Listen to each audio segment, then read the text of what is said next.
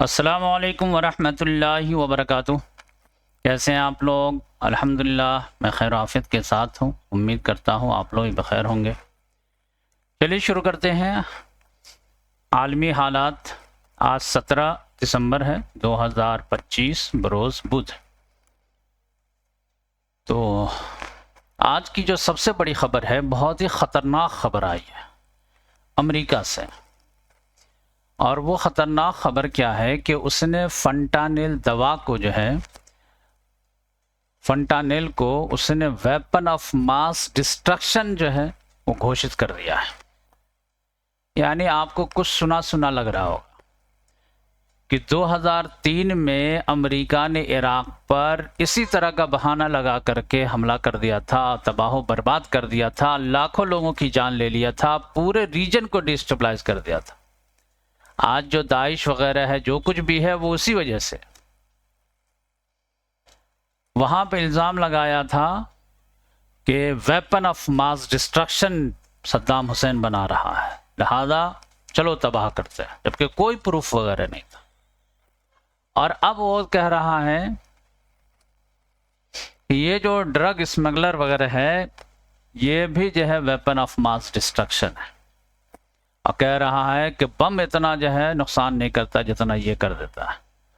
अब वो तो अपने हिसाब से एक्सेजरेट करके मुबालगा के ज़रिए से बता रहा था कि 2-3 लाख अमेरिकन जो है इस ड्रग की वजह से मारे जाते हैं, जबकि हकीकत यह है कि 48-50 हज़ार लोग हर साल मारे जाते हैं वाकई में।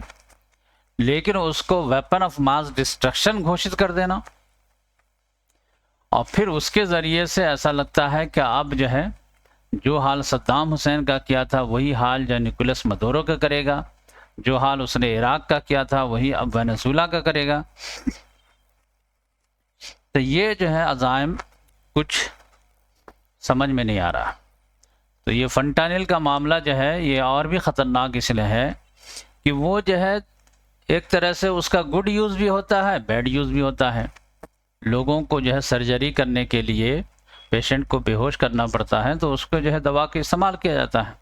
अब लोग जो है गलत तरीके से उसको इस्तेमाल करते हैं तो वो जो है नशा के लिए करने लगते हैं। हीरोइन से भी 50 गुना ज़्यादा जो है ख़तरनाक होता है नशे के लिहाज से। तो वो एक छोटी सी भी गोली ले देते हैं, वो जो है 24 घंटा के लिए टेंशन फ्री हो जाते हैं लोग। लेकिन चूँकि ये इससे जो है साइड इफ़ेक्ट रहता है, नुकसान होता है, तो फिर जो है लोग बीमार पड़ना शुरू हो जाते हैं। तो अब ये देखिए कि कांग्रेस से जो है इसको अप्रूव करना पड़ेगा, लेकिन वो क्या है, डोनाल्ड ट्रंप थोड़ा सा लैंग्वेज वगैरह चेंज कर देता है और इस तरह की मनमानी कर रहा है।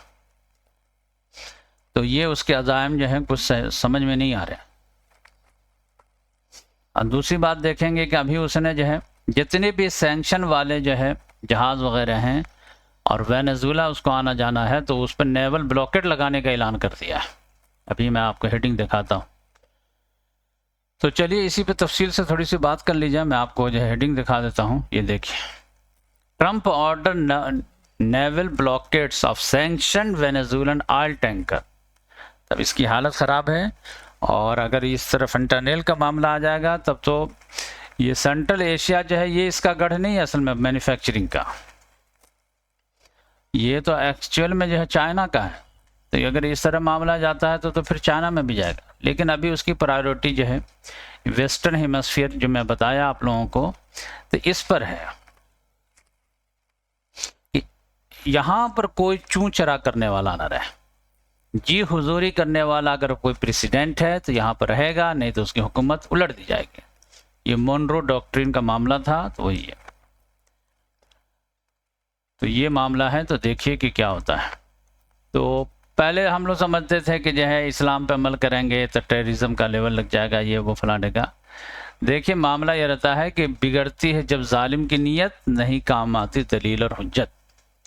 तो इस लिहाज से मुसलमानों के लिए एक बहाना, तो दूसरे के लिए दूसरा बहाना, तीसरे के लिए तीसरा बहाना। तो जालिम का हाथ पकड़ना ही असल जो है वो प्रॉब्लम का सॉल्यूशन रहता है। आप जो है अपने आप को एक एक कदम पीछे हटेंगे तो वो और 2 कदम आगे बढ़ के आप पे जुल्म करेंगे। तो अभी देखिए कि अमेरिका का मामला क्या है।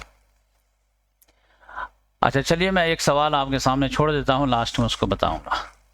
मैं जब से ये न्यूज़ मुझे मिली तब से मैं परेशान था और इस जवाब को खोजने की कोशिश में था। शायद आप भी ये जवाब तलाश रहे होंगे सवाल का कि ये जो C5 का मामला आया था कि अमेरिका जो है C5 बनाना चाहता है, कोर ऑफ 5, दुनिया का कोर कंट्रीज ऑफ 5, बस ये G7 वगैरह G20 सब ख़त्म करो, कोई मतलब नहीं सब।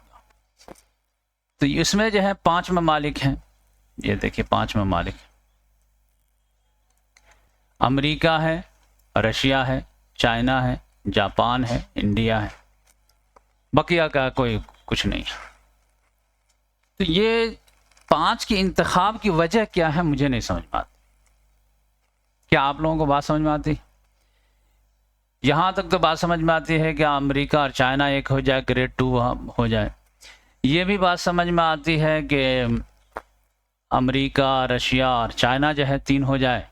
और मैं जैसा बताया था कि जो है अमेरिका चाहता है कि ये अमेरिकन कॉन्टिनेंट मुझे दे दो, और रशिया तुम जो है यूरोप को ले लो, जैसे तुम चाहो इसको इस्तेमाल करो, और चाइना तुम जो है ये पूरा नीचे का जो है ग्लोबल नॉर्थ ले लो, ग्लोबल साउथ ले लो, ये ग्लोबल नॉर्थ ले ले, अब मैं जो है वेस्टर्न हेमिस्फीयर ले लेता हूँ, 3 हिस्सों में बांट लेते हैं, और मैं तुमको डॉक्टर बोलूँ तुम मुझे प्रोफेसर बोलो, इस तरह का मामला कर लेते हैं। तो ये भी बात समझ में। लेकिन ये जो ग्रुप 5 है, C5, गर्चे अमेरिका अभी तक ऐलान कर रहा है कि नहीं नहीं ऐसी कोई बात नहीं, लेकिन वो बात है, वो तो बात लीक हो गई है। तो इसमें जो है जापान को शामिल करना और इंडिया को शामिल करना, ये मैं परेशान था, तलाश रहा था कि आखिर वजह क्या है कि इन दोनों को मिला करके ग्रुप 5 बनाया जा रहा है। तो अल्हम्दुलिल्लाह मुझे जवाब मिल गया है। आप लोगों को जवाब मिल गया तो कमेंट्स कीजिए, नहीं तो मैं लास्ट में बताता हूँ, और अगर भूल गया तो कल बताऊँगा। चलिए, तो ये मामला हो गया। अब ये है कि थोड़ा फ़लस्तीन का आप देखना चाहे तो देखिए, क्या मैं बताऊँ आपको, सब लोगों ने छोड़ दिया इन लोगों को। Palestinian infant freeze to death in Gaza as Israel keeps blocking it। अब देखिए, ठंड से बेचारा दम तोड़ दिया, यह हालत है। और मुस्लिम हुक्मरान ने सौदा कर लिया, सब जो है धोखा दे दिया। तो आप क्या कर सकते हैं? आप जा करके जो है वीडियो वगैरह देख सकते हैं। अब इसके बाद जो है Australia police charge alleged Bondi beach gunman as first funeral hit, ये इसका तो ये है। लेकिन इसके बारे में एक डेवलपमेंट ये आया है, ऑस्ट्रेलिया में जो हमला हुआ था, तो वो मैं आपको बता दूं। तो ये खबर आई थी और मैं भी खबर दिया था, लेकिन मैं खबर जो है डरते डरते दिया था। आप जाके मेरी वीडियो सुन सकते हैं कि ऑस्ट्रेलिया ने कंफर्म नहीं किया है, लेकिन बकिया दुनिया के जो आउटलेट हैं, मीडिया आउटलेट, वो क्लेम कर रहे हैं कि मारने वाला जो है वो बाप बेटा, उसका ताल्लुक जो है पाकिस्तान से है, लेकिन ऑस्ट्रेलिया ने इसे कंफर्म नहीं किया है। लेकिन कल से जो खबर ये आ रही है कि वो जो है बाप जो है 1998 में स्टूडेंट वीज़ा पे इंडिया से आया था, हैदराबाद से, और बेटा की वहीं पैदाइश है, तो वो जो है वहाँ के सिटीज़न है। तो ये मैं सोचा कि आपको कोर्स करेक्शन कर दूं। लेकिन अभी भी ऑस्ट्रेलिया की तरफ से ये फाइनल नहीं हुआ, लेकिन मेजर मीडिया आउटलेट जो है अब वो हैदराबाद के जो है बारे में बता रहा है, और फिलीपीन में शायद जो है ट्रेनिंग वगैरह लिया था जो, तो अल्लाह आलम। तो मैं सोचा कि इसको करेक्ट कर दूं। और तो ये इजराइल तो पूरा चाहता है कि ये पूरा ब्लेम लगे ईरान पे, और ये है कि हैदराबाद से तो इंडिया के मुसलमानों के लिए मुसीबत हो जाएगी, और ये जो है करता कोई एक है लेकिन भुगतना सबको पड़ता है, यही मसला रहता है। चलिए, ये बात हो गई। अब रशिया यूक्रेन जंग के ताल्लुक से बता। चलिए, सूडान के ताल्लुक से एक अच्छी खबर आ रही है कि सूडान का जो प्रेसिडेंट है अब्दुल फत्ताह अल बुरहान, वो सऊदी अरब किया हुआ है, और उसने दरख्वास्त किया डोनाल्ड ट्रंप को कि आप आइए और ये हम लोगों की सिविल वॉर ख़त्म करा दीजिए। आप हर जगह ख़त्म कराते हैं तो हमारा भी करा दीजिए, और हम आपकी सालसी कबूल करने के लिए तैयार हैं। अब देखिए क्या होता है। चलिए, रशिया और यूक्रेन जंग के जो है, रशिया यूक्रेन जंग बंद होगी तो वेनेजुला से ना शुरू हो जाए तो, लेकिन ये अब ये जंग बिल्कुल आखिरी मरहले में है। आप देखिए कि ज़्यादा चांस है कि हो जाए, आप परसेंटेज में कहें तो 90% चांस है कि हो जाए, 10% चांस है कि कोई भी बात में लोग अड़ जाते हैं तो फिर मामला बिगड़ जाता है। तो कुछ कहा नहीं जा सकता, लेकिन मामला जा रहा है। और सबसे बड़ा मामला क्या है कि ज़ेलेंस्की ने नेटो में शमूलियत की जिद छोड़ दिया। तो जैसे कोई बच्चा जो है ना किसी चीज़ की जिद करने लगता है तो फिर जो मार खाता है, लेकिन फिर एक वक्त आता है कि बच्चा जो जिद छोड़ देता है, तो अब वो कह रहा कि ठीक है मैं नेटो में शमूलियत की जिद छोड़ रहा हूँ, लेकिन मुझे जो गारंटी दीजिए, अब बायलैटरल गारंटी दीजिए और लीगल गारंटी दीजिए। तो अमेरिका को कह रहा है कि देखिए डोनाल्ड ट्रंप की गारंटी से गारंटी नहीं, वो आज है कल चला जाएगा। अमेरिका गारंटी दे, अमेरिका की जो पार्लियामेंट गारंटी दे, वहाँ कानून बनाया जाए कि अगर यूक्रेन पर हमला होता है तो हम लोग जो है उसको बचाएंगे, ये हमारी लीगल ऑब्लिगेशन हो, गारंटी हो। इसी तरह से वो जो है यूरोप के बड़े बड़े ममालिक से गारंटी बायलैटरल चाह रहा, फिर दुनिया के जापान से, कनाडा से, ऑस्ट्रेलिया से गारंटी चाह रहा। रशिया का कहना यह कि भाई गारंटी किसी का रहे कोई मसला नहीं है, लेकिन यहाँ पे बूट नहीं आना है, कोई फौजी यहाँ नहीं आएगा, ना यूरोप का, ना अमेरिका का, ना जापान का, ना कनाडा, किसी का नहीं। लेकिन ये यूरोप वाले जो है कह रहे नहीं हम लोग फौज भी भेजेंगे, कि गारंटी का मतलब यह है कि हम यहाँ पर रहेंगे जहाँ पर फैसला होगा, ताकि ये आगे ना बढ़े। वो बढ़ जाएगा तो हम लोग पीछे से क्या कर पाएंगे। नहीं नहीं, इधर आना नहीं है किसी को। और इस मामले में डोनाल्ड ट्रंप भी कह रहा है कि हमारे फौजी तो वहाँ नहीं जाएंगे यूक्रेन, वो फौजी अगर भेजना है तो यूरोप वाले भेजें, लेकिन बाकी आप ये गारंटी हम देने के लिए तैयार हैं, मैं भी गारंटी दे रहा हूँ और मेरा पार्लियामेंट भी गारंटी देगा, कोई मसला नहीं है। तो ये मामला है, तो अभी ये लोग तय कर रहे हैं, देखिए। और दूसरी बात यह है कि यूरोप वाले जो है मीटिंग किए हैं, तो उसमें तो एक तो यही है कि हम लोग जो यहाँ पे फौज भेजेंगे, coalition of wheeling of coalition बना करके। और दूसरी बात यह है कि यूक्रेन को रिकंस्ट्रक्शन का जो है काम करेंगे, तो पैसा कहाँ से आएगा, तो उनको का कहना यह है कि रशिया का जो हम लोग एसेट फ्रीज करके रखे हुए हैं उसी में से देंगे। अब उसके लिए वो मीटिंग हो रही है, लेकिन बेल्जियम के पास ज़्यादा पैसा है, बेल्जियम मान ही नहीं रहा कि नहीं नहीं अभी हम जब्त कर लेंगे और मामला नॉर्मल हालात आ जाएंगे तो आप लोग तो गैस तेल पानी खरीदना शुरू करेंगे और हमसे दुश्मनी हो जाएगी। सब लोग मिलजुल करके बराबर का हिस्सा डालिए तब कोई मसला होगा, नहीं तो नहीं। तो ये एक बड़ा मसला है, देखिए क्या होता है। और तीसरा बड़ा प्रॉब्लम जो है वो तो नेटो वाली जिद तो ख़त्म हो गई, लेकिन अभी जो है डॉनबास वाला मामला जो है अभी अटका हुआ। रशिया कहता है कि क्रीमिया जैसे मेरा हो गया है वैसे डॉनबास भी मेरा है। अब डॉनबास में एक ही मामला है कि 88% तो उसने कब्जा कर लिया है, लेकिन 12% अभी भी बाकी है। अब रशिया कहता है कि ये 12% भी दे दो और ये पूरा डॉनबास हमारा हो जाएगा। अब ये कह रहा है ज़ेलेंस्की कि ये तो बहुत मुसीबत है, जो हार गए वो तो ठीक है, किसी तरह गवारा किया जा सकता है, जो नहीं हारे वो भी दे दें आपको। और डॉनबास में आप जान लीजिए कि इंडस्ट्री वगैरह बहुत ज़्यादा है, तो उस सारी इंडस्ट्री वाले इलाके को देना मतलब मक्खन को देना है गिलास। जी यही वजह है कि उसको जो है समझिए कि 12% अभी तक वो फतह नहीं करने दिया ज़ेलेंस्की, जी जान लगा दिया, क्योंकि वो बहुत ही बेहतरीन इलाका है और वहाँ पर जो है इंडस्ट्रियल हब है क्लास। इसीलिए डोनाल्ड ट्रंप कह रहा कि चलो इसको इकोनॉमिक फ्री जोन कर देते हैं, लेकिन ज़ेलेंस्की मानने के लिए तैयार नहीं है। लेकिन पुतिन कहता है कि नहीं दोगे प्यार से तो फिर हम जो है लड़ के ले लेंगे, और लड़ के लेंगे तो फिर 12% पे क्यों रुकेंगे, जब लगेगा कि तुम हार रहे हो तो आगे बढ़ जाएंगे। अब ज़ेलेंस्की कहता है कि ये 12% ही पे यहाँ पे बॉर्डर खींच दीजिए और ठीक है यहाँ पर बफर जोन बना देते हैं, 10% हम पीछे हट जाते हैं तो 10% आप भी पीछे हट जाइए, और ये पूरे इलाके को जो बफर जोन कर देते हैं। और आप कह रहे हैं नहीं ये 12% जो है वो सिर्फ जो है यूक्रेन पीछे हटे, तो कह रहा कि अगर हम पीछे हटते हैं तो आप भी पीछे हटिए। लोगों को बिल्कुल माकूल लग रहा है कि बात तो सही है भाई, कि अगर ये पीछे हट रहा तो आप भी पीछे हटिए। पुतिन कह रहा है कि तुम लोगों का दिमाग खराब है। क्यों दिमाग खराब है भाई? कहा जीतने वाला कहीं पीछे हटता है कि हारने वाला हटता है? तो हम तो लड़ करके जीते हैं ना। तो जो है ग्राउंड में मजबूत रहता है वो कंप्रोमाइज नहीं करता है, जो ग्राउंड लूज करता है वो कंप्रोमाइज करता है अगर उसको सुलह चाहिए तो इस लिहाज से पीछे हटना तो हटो, नहीं तो हम हटाएंगे अच्छे से। और फिर हटाएंगे तो कहाँ तक जाएंगे, निप्रो रिवर तक जाएंगे या कहाँ तक जाएंगे, गॉड नोज वेल। ये आप समझ लो।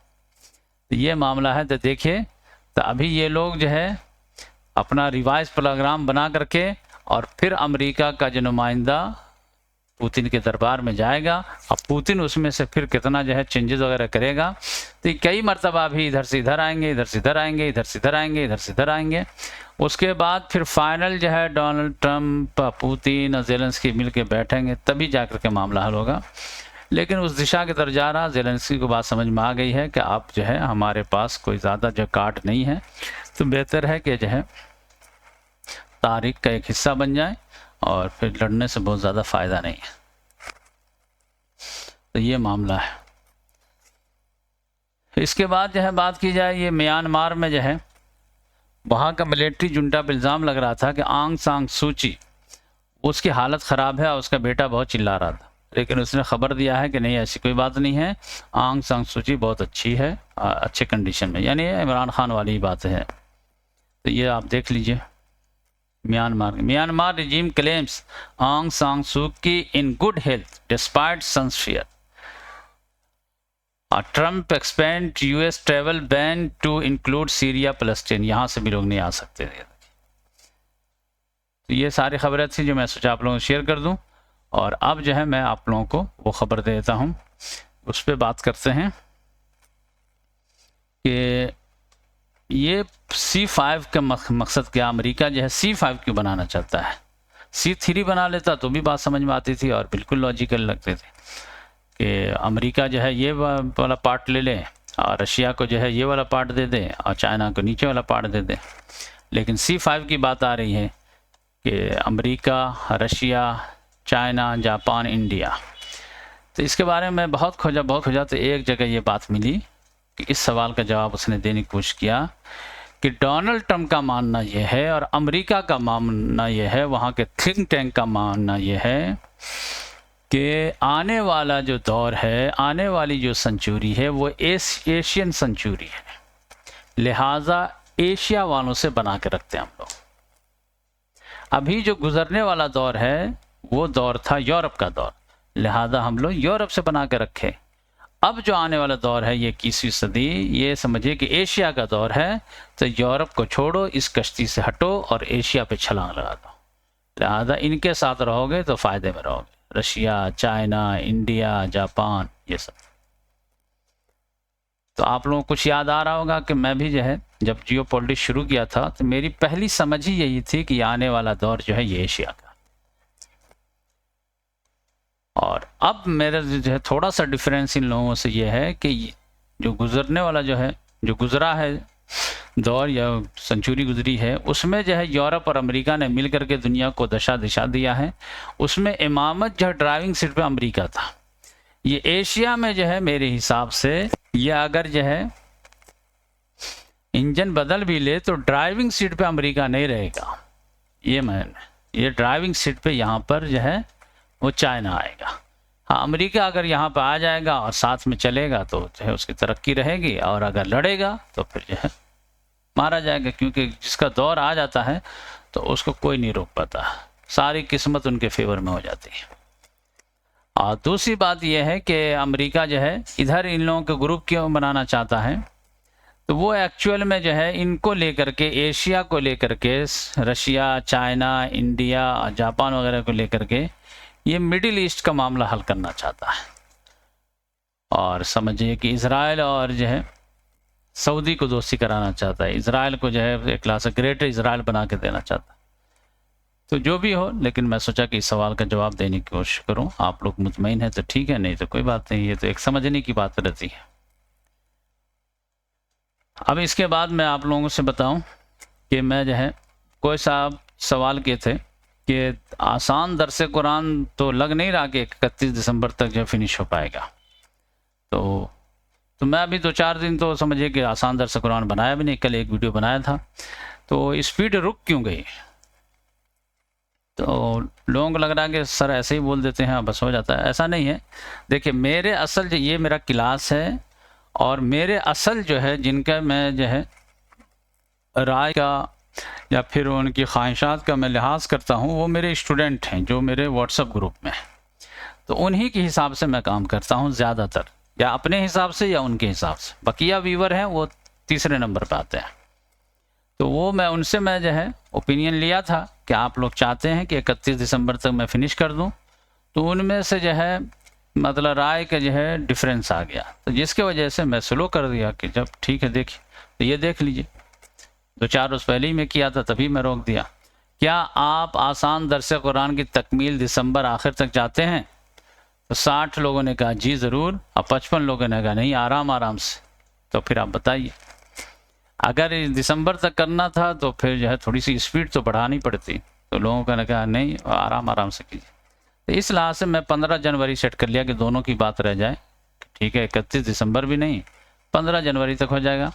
15 जनवरी तक भी अगर हो जाता है तो फिर भी हमारे पास जो है 2 महीना रह जाएंगे, पूरा शाबान का महीना, पूरे रमज़ान का। अब 2 महीना में आसान दर्स कुरान इंशाल्लाह मैं रिकॉर्ड कराऊंगा अलग टाइप से, और जिसको मैं फिर यूट्यूब पे अपलोड करूंगा। और मैं अपनी ज़िंदगी का मैं मिशन भी बता दूं कि देखिए मेरी ज़िंदगी का असल मिशन जो मैं सोच के रखा, हर आदमी को अपनी लिमिटेशन पता रहनी चाहिए। ऐसा नहीं कि मैं बहुत बड़ा जीनियस इंसान हूं और बहुत बड़ा ये हूं, मुझे अपनी लिमिटेशन मालूम है, लेकिन जो भी सलाहियत है उसको जो है दीन और मिल्लत के लिए इस्तेमाल करना है। तो मैं पहले ही से सोच लिया था कि मैं जो उम्मत के लिहाज से खिदमत करनी है, यानी अपने फाइनेंस के लिहाज से, ख़र्च वगैरह अखराजात वगैरह के लिहाज से, तो मैं हिस्ट्री और करंट अफेयर को बनाना चाहता हूँ कि इसके ज़रिए से मैं फ़ीस लगाऊंगा और मैं अपने जो है रोज़ी रोटी का इंतज़ाम करूँगा। और बकिया जहाँ तक दीनी खिदमत है, कौम और मिल्लत की खिदमत वगैरह है, तो मैं 2 बुनियादी काम करना चाहता हूँ। बकिया छोटे मोटे तो होते रहेंगे, लेकिन 2 बुनियादी काम करना चाहता हूँ। अब वो मैं समझिए कि उम्मत को एक लिहाज से ज़िंदगी का तोहफ़ा देना चाहता हूँ या दे के जाना चाहता हूँ। अब वो है एक सीरतुन नबी और एक है दर्स कुरान। ये और मेरी निगाह में जो है कुरान की सबसे बेहतरीन तफसीर जो है वो सीरतुन नबी है, और सीरतुन नबी की सबसे बेहतरीन किताब अगर है तो वो कुरान मजीद है। तो ये दोनों लाजिम मलजूम भी एक दूसरे से एकदम। तो कुरान में जो है मेरा मिशन यह है कि इसको आसान से आसान बनाना है, आसान से आसान बनाना है। सीरतुन नबी को भी आसान से आसान, इंटरेस्टिंग से इंटरेस्टिंग बनाना है, ये मेरा मिशन है।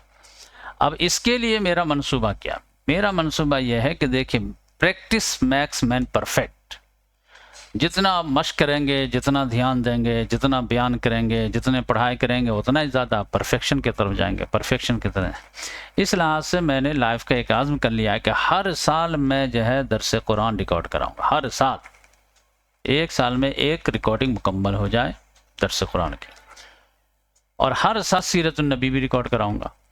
जिस साल कोई परेशानी है, बच्चे के कोई बीमारी वगैरह है या कुछ मामला है तो अलग है, नहीं तो हालात साजगार रहे तो कोई ना कोई इलाके में जा करके सीरतुन नबी जो है। अब सीरतुन नबी में क्या है कि यहाँ पे ऑडियंस लगते हैं, और आसान दर्स कुरान में तो कोई ऑडियंस की बात नहीं, तो घर में बैठ के भी कर सकते हैं। तो ये मेरा मिशन है कि हर साल करूँ, हर साल करूँ, यहाँ तक कि बहुत एक्सपर्ट हो जाऊँ और फिर उम्मत के हवाले कर दूँ। सीरतुन नबी जानना हो तो यहाँ आ जाइए, और कुरान सीखना हो, तफसीर जाननी हो तो यहाँ आ जाइए। और इसमें जो है दोनों में जो है मैं जो ख्याल रखता हूँ, प्रैक्टिस करता हूँ, इम्प्रूवमेंट करने का, साल भर मताला करता हूँ, और चाहता हूँ कि ये जो सीरतुन नबी है, चाहे भिवंडी वाली है या यवतमहल वाली है, इसमें थोड़ा सा और भी 1% 2% का इम्प्रूवमेंट आए।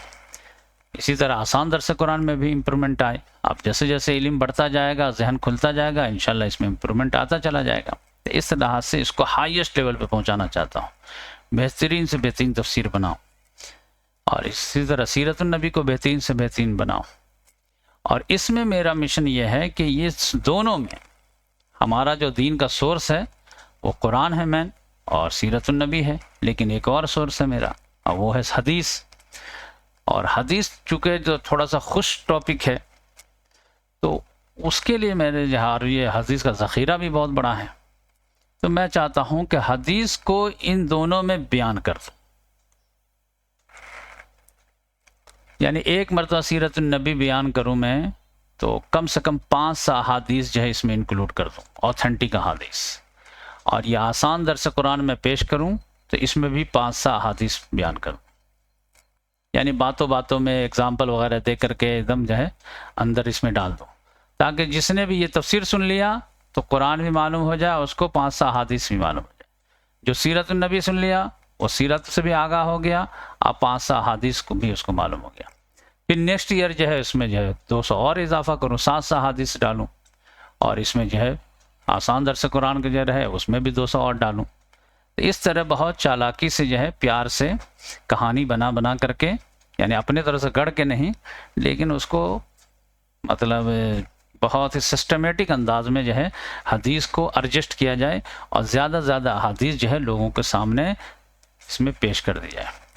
और इन दोनों चीज़ों में मैं 3 चीज़ का बहुत ज़्यादा लिहाज करता हूँ, और वो ये है कि चाहे आसान दर्स कुरान हो या सीरतुन नबी हो, वो पहले नंबर पे ये है कि दोनों चीज़ कॉन्सेप्चुअल होना चाहिए, अलटप बातें नहीं होनी चाहिए।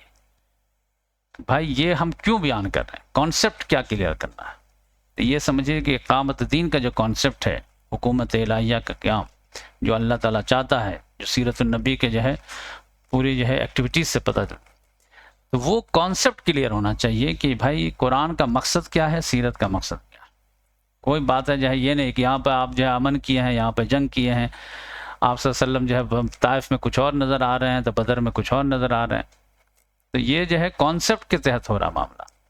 एक तो ये क्लियर होना चाहिए कि जो भी बात हो कॉन्सेप्चुअल हो। दूसरे नंबर पर जो है ऑथेंटिसिटी का बहुत ज़्यादा ख्याल होना चाहिए। इसमें जो है किस्से कहानियाँ नहीं होनी चाहिए।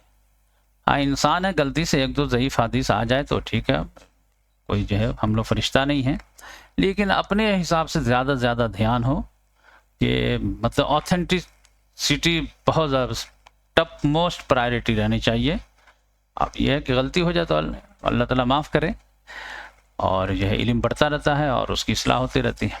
तो ऑथेंटिसिटी बहुत ज़रूरी है, जो भी बात हो बिल्कुल कुरान हदीस से परफेक्ट बात हो। तो कॉन्सेप्चुअल होना चाहिए और ऑथेंटिसिटी का जो है बहुत ज़्यादा ख्याल होना चाहिए, और तीसरे मामले में सिंप्लिसिटी होनी चाहिए, आसान होना चाहिए कि एक जो है बकरी चराने वाला भी सुने तो ये ना कहे कि भाई समझ में बात नहीं आ रही, बॉम्ब्स हो रहा। तो सब के लिए लिहाज से होना चाहिए।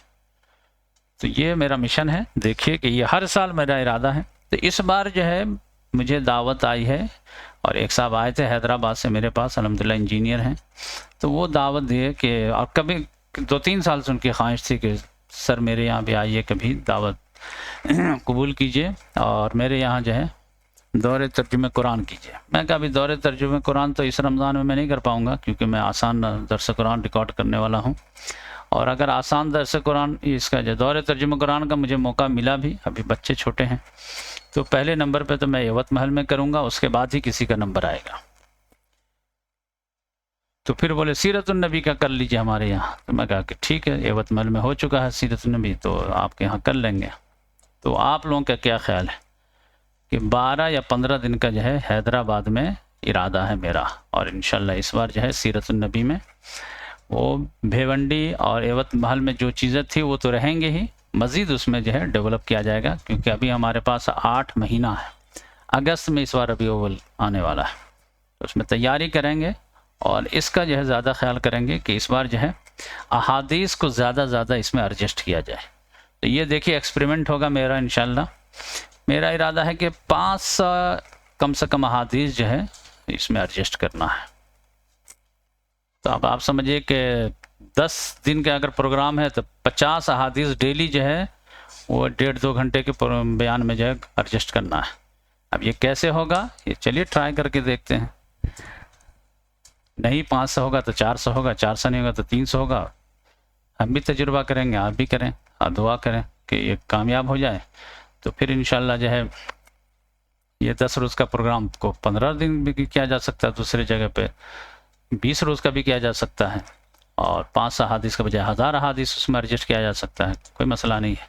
और ये कला मुझे मालूम है कि मतलब सामने वाले के सामने अहादीस कैसे पेश करना है, और कौन सी बातों में हदीस जो है उसको सुना देना है, ये अल्हम्दुलिल्लाह मुझे मालूम है। तो इंशाल्लाह जो है इसमें ज़्यादा दिक्कत नहीं आनी चाहिए। फिर भी ये फ़र्स्ट ट्राई है, देखते हैं, दुआ करें कि अल्लाह ताला कामयाबी दे, और जितने भी कम से कम 10,000 अहादीस जो है वो पूरे इंक्लूड हो जाए, जितने भी ऑथेंटिक अहादीस हैं वो मेरे आसान दरस कुरान में या सीरतुन्नबी में इंक्लूड होना चाहिए मेरी उम्र के आखिरी हिस्से आने तक।